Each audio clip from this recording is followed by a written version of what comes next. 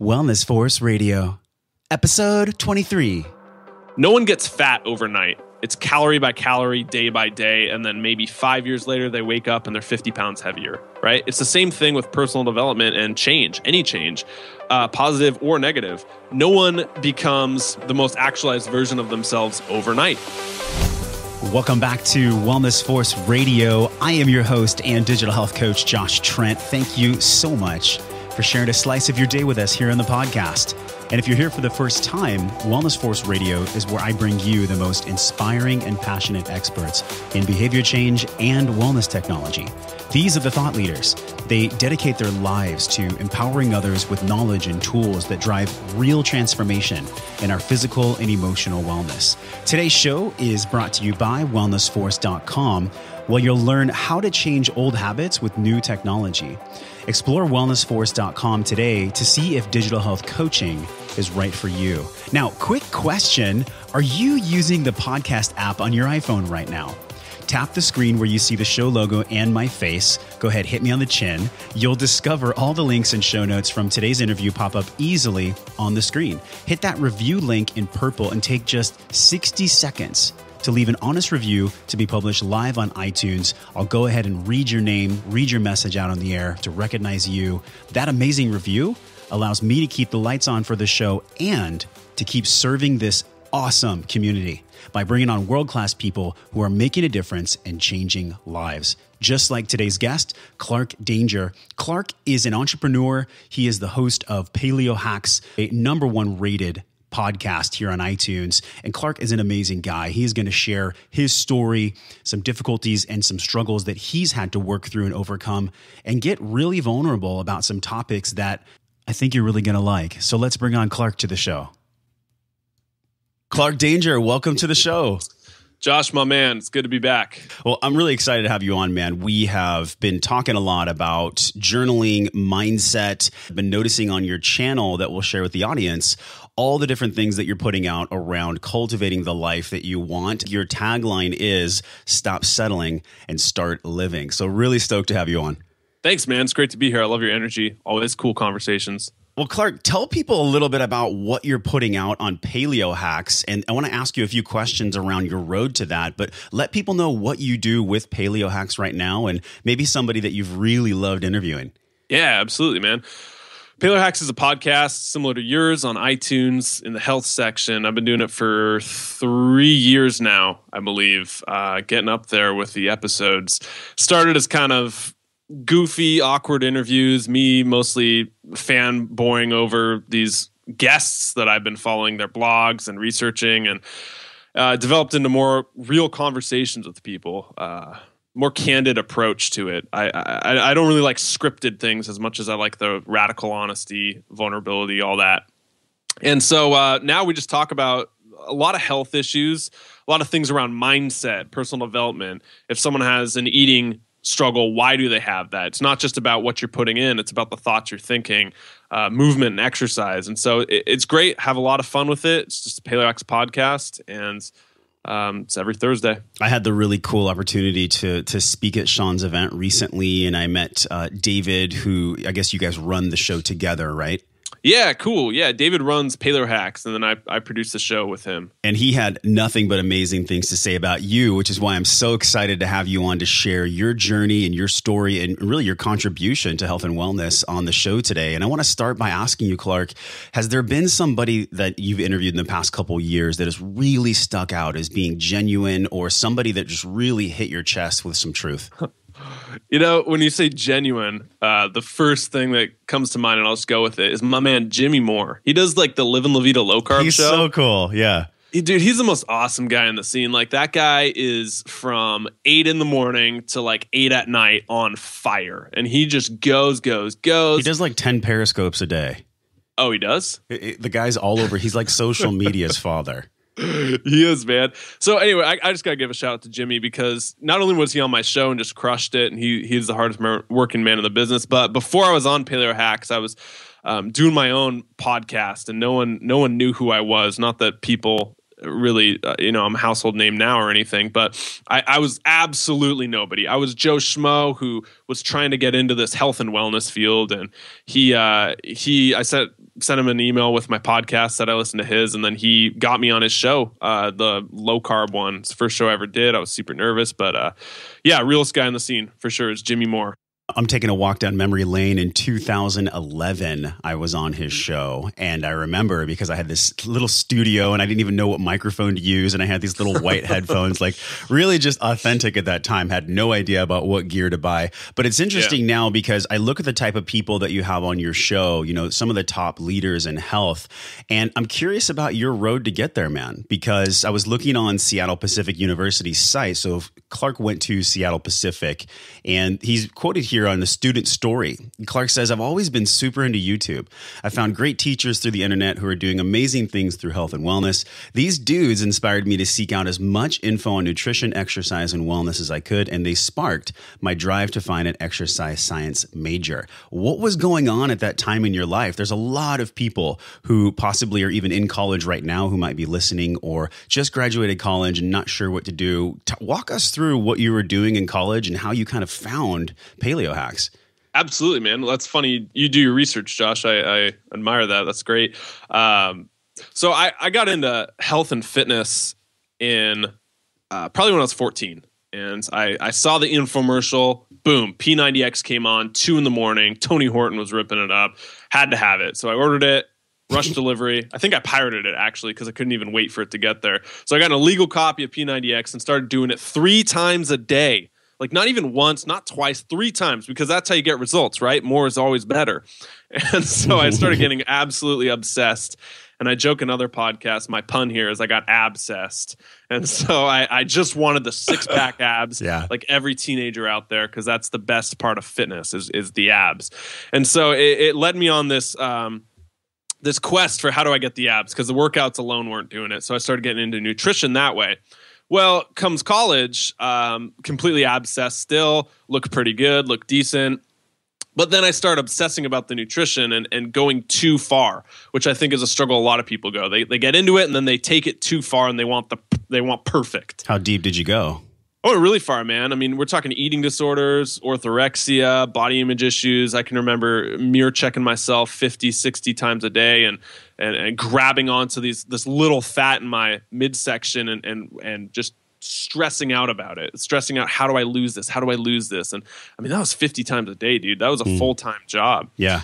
And it kind of joke lightly about it now because when you get removed from it, it's kind of a ridiculous problem to have and you can laugh, but back then, man, it was real. And I think talking to a lot of people now, that's a consistent theme I see with health and wellness. So that I ended up getting into the paleo side of nutrition, the more holistic approach of nutrition. To me, that's the only thing that worked. I was done counting calories. I was done eating for only looks. I was done measuring out my portions of broccoli and steamed chicken, you know, and being miserable. And I found paleo and had lots of energy from it and found a great community through there and a lot of the ideas that made sense and just wanted to share it. And so that's what I do now on the PaleoHacks Podcast. And it's inspiring too, because, you know, a lot of people have been on the show and they've had tremendous things that they've overcome. So thank you so much for sharing about the eating disorder and obsessing 50, 60 mirror checks. I can relate. I mean, I at one point in my life, I was up to almost 280 pounds, 275 pounds. So like people that have been through some type of struggle, whether it's mental, physical, whatever it is, they're the ones that can really solve that quotient for others later on. So really cool to hear that from you. But now I want to ask you an interesting question. When we look at, you know, you're a life coach, you're a mentor, you're a podcast host, but it wasn't just some kind of linear path for you to get there. What was that like actually finding the Paleo Hacks show and becoming this thought leader in the space? No, it wasn't linear at all. I'm sure you know that as better than anyone else out there doing your thing now. Yeah, so Clark had me on his show and really had an amazing interview with me. If you guys want to check it out, go to Paleo Hacks and just search my name in the bar. He really did a great job on that. One of my favorite shows, Josh, and people should definitely check that out. I was actually listening to that today, and I was like, man, this is solid stuff. But I guess going back to the path, because people are listening right now and maybe they're in a job they don't like or they've had dreams they've never actualized. For me, it was just being in college, being this ambitious young guy, entrepreneur at heart, and not having an outlet for it. I didn't want to create some product that I sold or do anything like that. And so I was just trying to recreate what I had seen. And what I had seen were those infomercials, man. So this is something I did in college. I created a program through ClickBank. You remember ClickBank, Josh? Absolutely. Yeah, it's this like online platform, and you can launch a product and they do all the payment for you and everything. Sure. And so I made a ClickBank product called Absolute Abs. And it was hilarious. I made my own workout DVDs and walked people through it. And I got this book put together, and I got this program. I think it might even still be up. It's kind of embarrassing. But so I created that, and that was my first step in the door in the health and wellness thing. And then realized I didn't want to be in fitness. Got a degree in it, but my passion was really in talking about these lifestyle health ideas. So in order to take a step further on that, I started talking about things that I learned, lessons I've learned, things we'll talk about today on the show that can really impact, influence, and change your life, taking action on them. And so I started doing that through YouTube. I've always loved video and audio as a medium. And that's what I do to this day, making YouTube videos that have really helped me, anywhere from 2 to 30 minutes. And it's been a great journey, man. So when we look at this line, right, because we all know it's not linear. Sometimes it feels like we can be lost. I mean, it's pretty obvious to me, man, that you have an entrepreneurial DNA. I mean, even though you were creating things around the fitness space and they didn't work out or whatever it might be, I think you and I have even talked about you possibly launching like an organic pomade line. So there's obviously this spark inside of you, and you've created a couple shows. I think this is your third show. There was the Dude, Where's My Health? There was the What Makes a Man podcast. So this is not your first rodeo. Right. And I'm curious what you see for the future of Paleo Hacks. What do you want to start talking about more of on the show? What do you think people need now? That's a great insight. And before I even answer that question, just to touch on those other two podcasts, this isn't a linear path. You try a bunch of things, you fail, and then real entrepreneurs are the ones who get up. And they're the ones who make something happen. And it's all about how you deal with failure. You never control what happens to you, but you're always in control of your response. Getting up from your failures has been one of the biggest lessons I've learned through this entrepreneurship journey. And you eventually get to something and you stumble on it and it starts working and you go from that. But it's that trial and error in the beginning. And I think my number one challenge, Josh, I think task completion has been the biggest challenge for me. And I think it is for all entrepreneurs. Anyone who ever wants to do something, it's not one thing, it's 50 things. And they got to choose. Choosing is the hardest thing out there for me personally. So task completion, you kind of drown in opportunity. And that's what I was doing with those previous podcasts. I launched Dude, Where's My Health? And I wanted to talk about health. And then I also wanted to talk about coaching. So I launched What Makes a Man?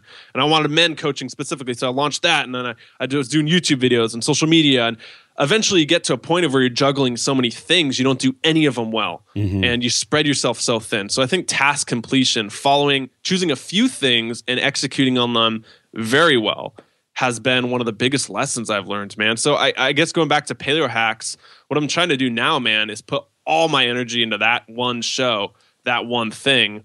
And that's my main gig, man. And hammering it down, getting killer content, growing it. We got big plans for 2016, getting better guests, better interviews for myself, like being more authentic and tuned in, and asking better questions, all that stuff, man. So focusing on task completion for entrepreneurs, huge challenge. And for me, how I'm doing that is Paleo Hacks. Well, I love where you took that, because the same way that you talk about task completion for an entrepreneur, it's the same thing for a mom. It's the same thing for a dad. It's the same thing for any human being that's trying to juggle their 10 plates they have spinning in the air. So let's transition into what it actually takes to do that task completion. One of the things I know you're really passionate about is journaling. How have you felt that journaling has made that task completion for you more effective? Yeah, man, I'm huge on journaling. I do several videos on it. And one's like 30 minutes long. It's coming up on 40,000 views. Journaling, hands down, has been the number one tool I've used to develop myself as a human being over the past 4 years. Hands down. More so than meditation, more so than reading books, more so than conversations. I think it's the journaling, because it's this overarching premise of doing the work. You hear every time you read a book, there's always those questions they ask in there, right? And they give you exercises, and they might even give you those blank lines.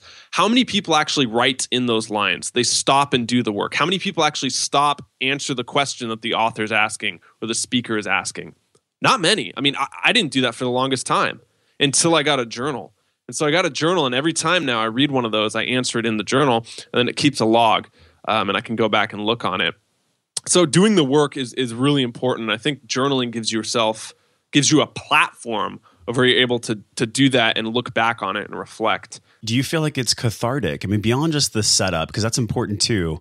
What about the things that you're afraid of, things that you can have a sounding board for? I mean, one of the things I've known about journaling myself, even though I do it electronically through Day One app, is that it's really cathartic for me to put things down that I'm afraid of, to put things down that I'm dealing with, maybe some struggles emotionally or something that I'm trying to work through. I mean, how is that manifested in your journaling practice? I think one of the biggest journaling sessions I did probably a year ago, I still go back to it because it still really resonates with me.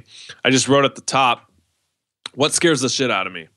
And I answered that for 30 minutes.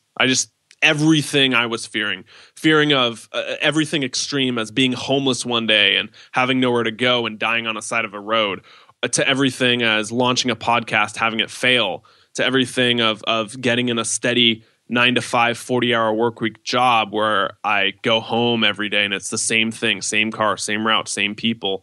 What scares the shit out of me about ending up alone and one day and not having anybody to share life with. I mean, all those things, you put it on paper and then you're able to go through it one by one once you distance yourself from it. And it's out of your mind on paper and you can look at it and you can really get an objective viewpoint on your own thoughts.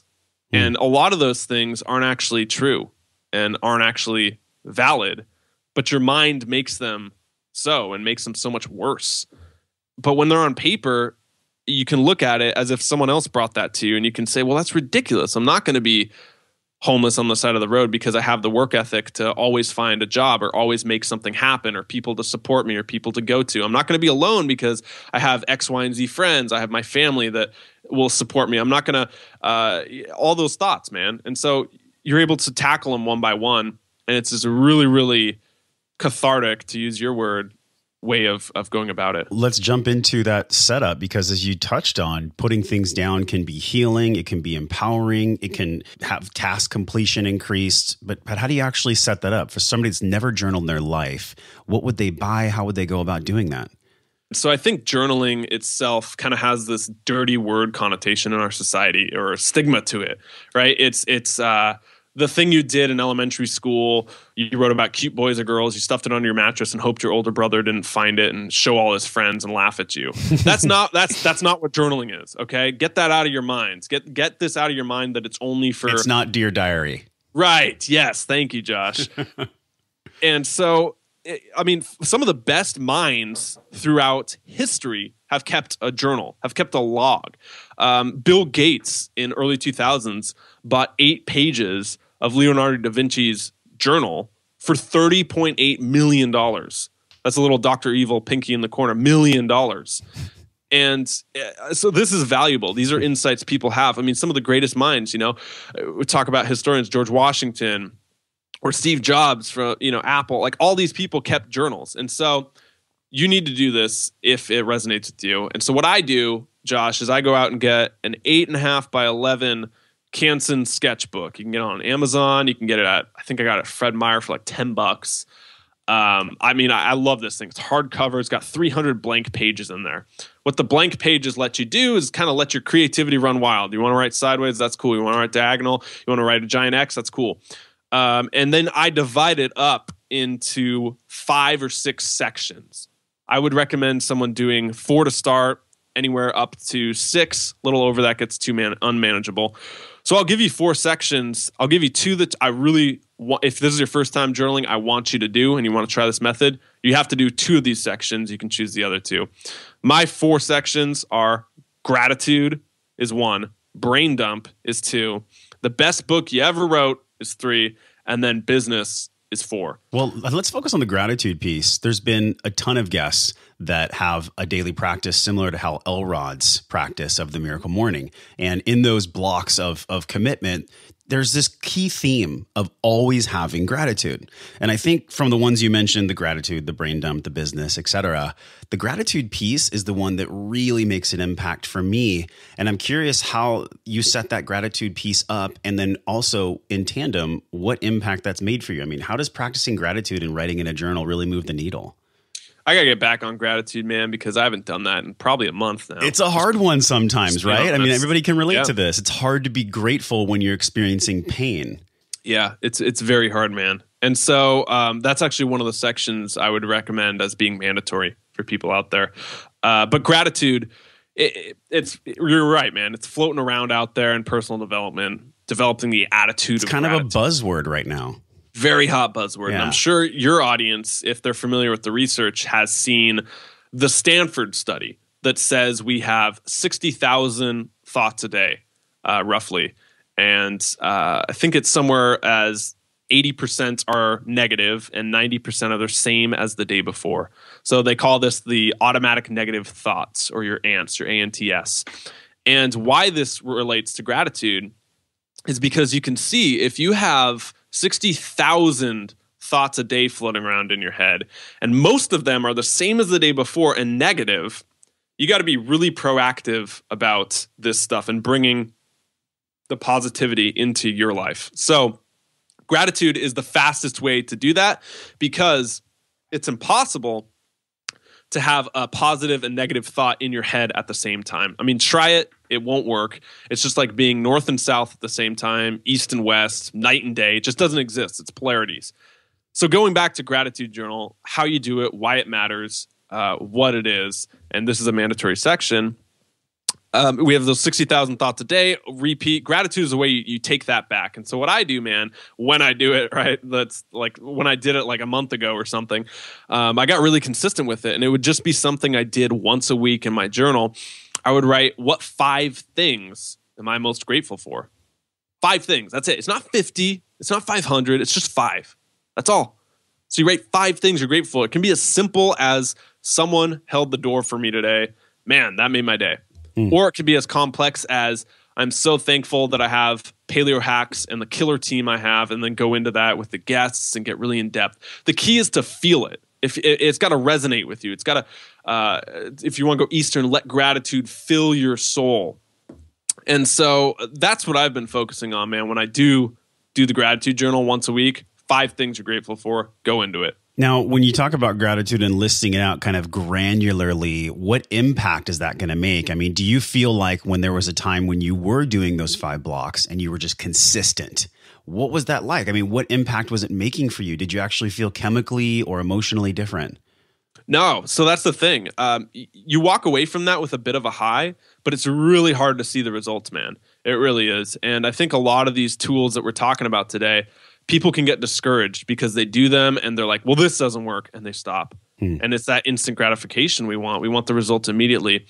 No one gets fat overnight. It's calorie by calorie, day by day, and then maybe 5 years later, they wake up and they're 50 pounds heavier, right? It's the same thing with personal development and change, any change, positive or negative. No one becomes the most actualized version of themselves overnight. You don't read one book. You don't do one gratitude session. It's that consistent practice you need to go through. And so I think with gratitude, man, the more you do it, the more you get out of it. And that's why getting back on it can be really hard, because at first you're like, this is stupid. I'm just writing about people who open the door for me. This is lame. This is corny. And that's that automatic negative thought loop coming back in, and your judgments. And those are the times you really need to be doing the journal the most, is when you feel like you have nothing to be grateful for. Great point, man. So Clark, we talked so much about journaling, the impact that makes, but I really want to ask you about the journey piece. And I'm just going to ask you about 5 questions in 2 minutes, and tell me the first thing that comes up. Ready? Go for it. What is just one event in your life would you say was your biggest lesson? Biggest lesson probably came from traveling in Southeast Asia recently. I was over there. I went to Cambodia, Thailand, and Laos. And I just realized a lot of Western privilege, not even male privilege, white privilege, whatever privilege you want to associate with that, but just Western privilege, growing up with technology and what an impact it has globally. And I think for me, this is kind of like a cliche thing to say when you come back from a global trip. It really opened your eyes and you saw people differently. But I think for me, realizing that we're so similar globally and we have more similarities than we do differences. I mean, I was traveling with people all over the world, Germany, Australia, Norway, Switzerland, America. And we all thought the same things were funny. We thought the same crazy people were insane. We liked the same technology. There's so many.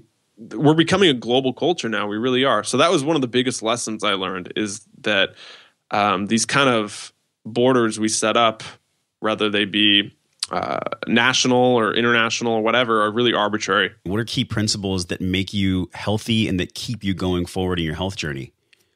Half my body weight in ounces of water a day. That's a fundamental, man. What are you, like 86% water from the head up, 75 from the neck down?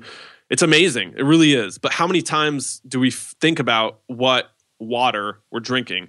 You gotta get your clean water. I have a really expensive water filtration system. Uses these really compact filters. It's called the Big Berkey. It's got 4 of these. I don't know what they are. Some mineral filter. Sounds fancy. It takes like 99% of the impurities out of water. I think you can pour swamp water in there and it makes it pure.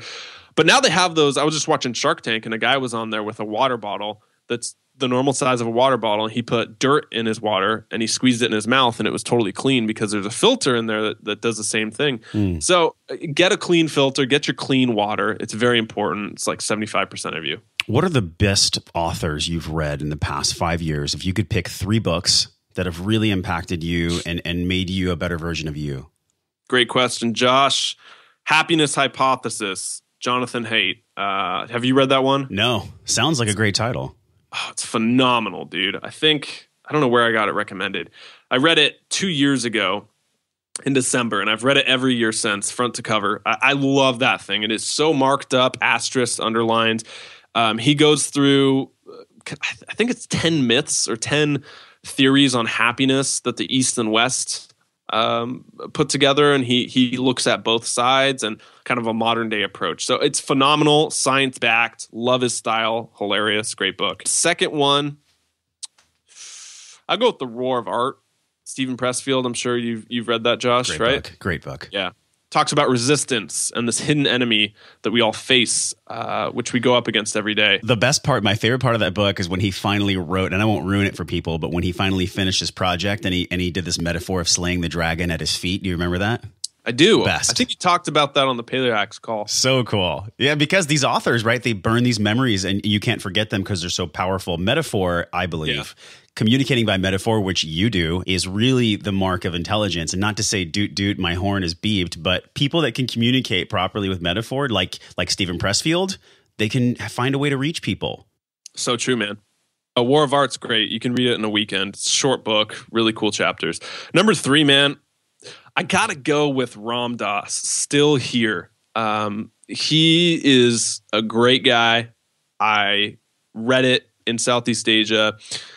It's not really about science in that book or totally revolutionary ideas as much as it is you feel like someone sitting across from you is this wise old man smoking a cigar telling you about life and how we age and why that's okay. The whole book's about being okay with aging, but how society's not, how it's society's last taboo, how women and men spend millions of dollars on plastic surgery to cover up that they're aging, how we wear makeup to cover up that we're aging, how we, get all this stuff to stay young, but why that's actually denying who we are and what we're turning into. It's this wise old guy telling you about his theories on aging. I got to check that book out, man, because I had this visualization when you mentioned the plastic surgery and the different things. I mean, what if in 500 years there's aliens or the next race comes in and they find all these corpses with like injected, cupped, molded plastic? Because, I don't know how long silicone lasts, but I think it'll last longer than skin. And they're going to find our bodies and they're going to be like, what were these people thinking? Oh, it's hilarious. Oh, man. Yeah. Okay, last 2 questions, Clark. The one that really really hits home for me. We've had some guests on the show, John Vroman, different people that have shared vulnerably and openly about themselves. And something that I found in my life through personal development is that vulnerability is not weakness, it's strength. So the more we talk about things that we're working on, that we're going through, the more light we shine on things that we're trying to hide, the less power they have over us. And with that said, is there something that's holding you back right now from something you want to accomplish? Maybe an internal struggle that you're willing to share with the audience so they can relate to you? I love that question, Josh. I think it's great. I actually might steal it from my show if I can find a way to work it in. So I think for me, I've always been burn the candle at both ends and go, go, go. And rest and recovery has been really hard for me. I've had that entrepreneurial fire and it just burns heavy and it exhausts you. So I think for me, my kind of unwind time, I would always need a reward, need a reason to unwind, need a change of state. And the way I got that was through drinking. And so I think, man, over the past year, really, I've had an on and off drinking, I wouldn't say addiction, but crutch to unwind. That would be how I unwind, either glasses of wine at the end of the day or watching Sons of Anarchy or Shark Tank with a couple of beers cracked open. So I think that has been a huge area I haven't really shared with people. And it's almost this going on vulnerability and what you're touching on and why it's so important to share. It's almost because the more you hide it, the more guilty you feel and the more you feel like it's this isolating place you're in alone. But everyone really has their own struggles that they're working through. I think it was Mr. Rogers who said, it's a beautiful day in the neighborhood. No, he said, quite frankly, there's no one you cannot learn to love once you know their story.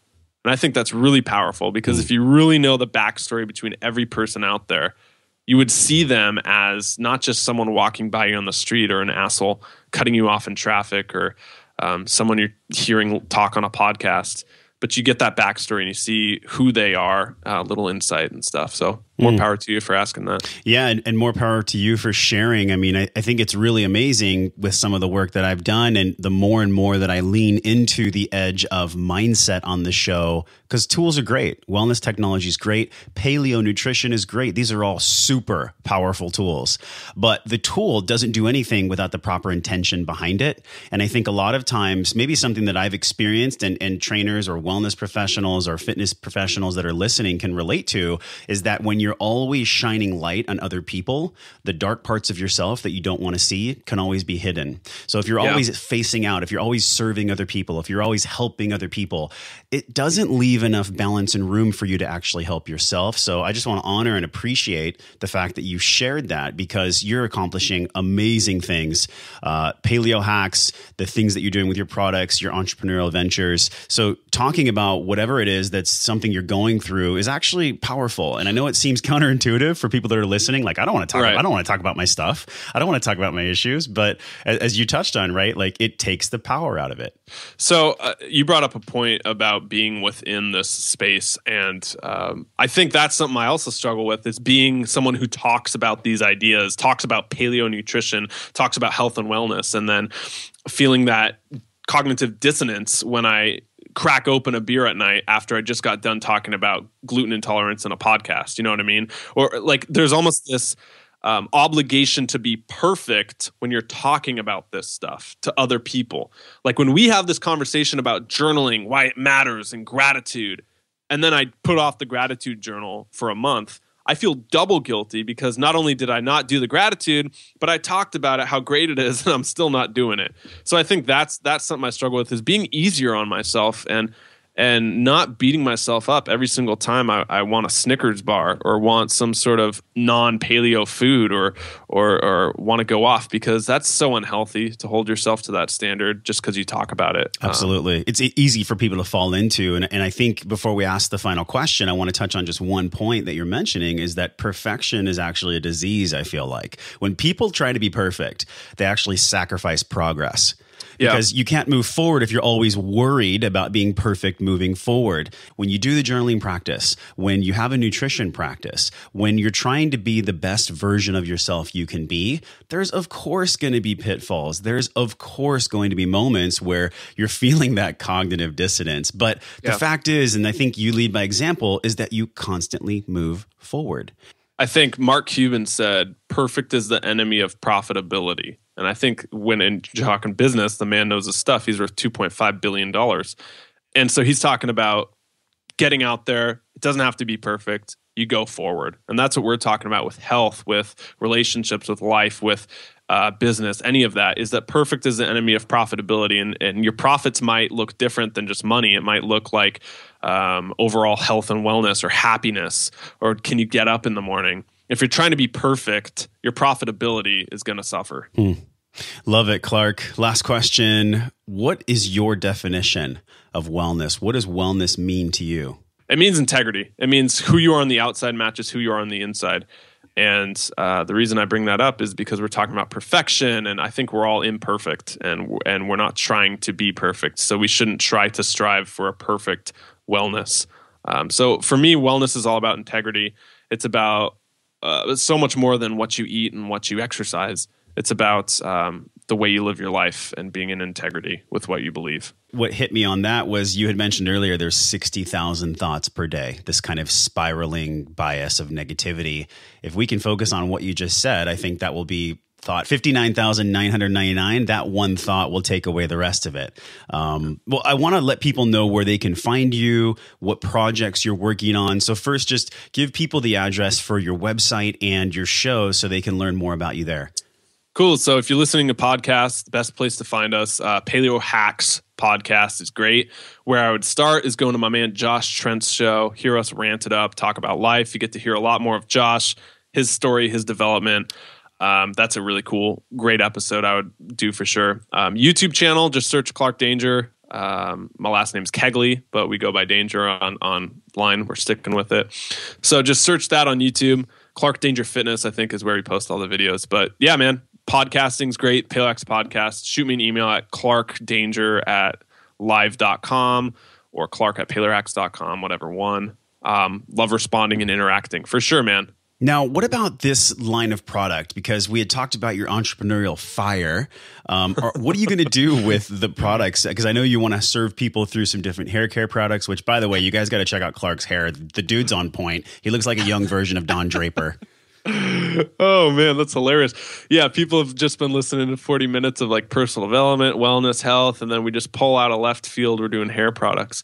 But yeah, man, hey, you get back up. Entrepreneurship's all about that. So what I've done over the past really 6 months is taken my love and passion of men's hair products and developed my own. Developed 3, actually. We're in the last stages of testing, R&D, all that stuff. So we're going to launch Kegley & Co. I say we because it's my brother and I, Kegley's, here. And you can keep up to date on that. I'm sure I'll be posting everywhere about it.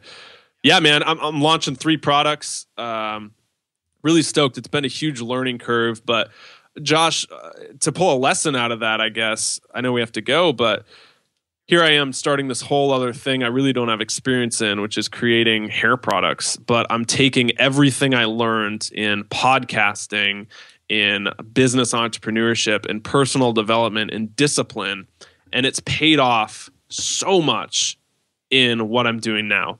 So for those of you listening who want to start something you have no experience in, I'd say go for it, because everything you did up until this point is going to accumulate and give you the experience to start whatever it is you want to do. It all adds up. It all pays off. It all keeps compounding. And on that, you can drop the mic. Everybody check out Clark. He is a life coach, mentor, and podcast host. Find him on YouTube. Find him on iTunes. Really genuine guy. I've known Clark for over a year now, and I can't say anything more than the guy is just heart-centered, focused, and really is making a contribution to the health and wellness space and also to the motivational space and the self-development space. So, Clark, thanks so much for coming on the show. Dude, I appreciate you so much, Josh. Anytime, dude. You're welcome back on my show anytime. It's always one of my favorite conversations to have. Thanks for listening to the show. Head on over to wellnessforce.com/radio for all the links, show notes, and bonus content. If you're interested in changing old habits with new technology, download your free digital health transformation guide at wellnessforce.com/radio.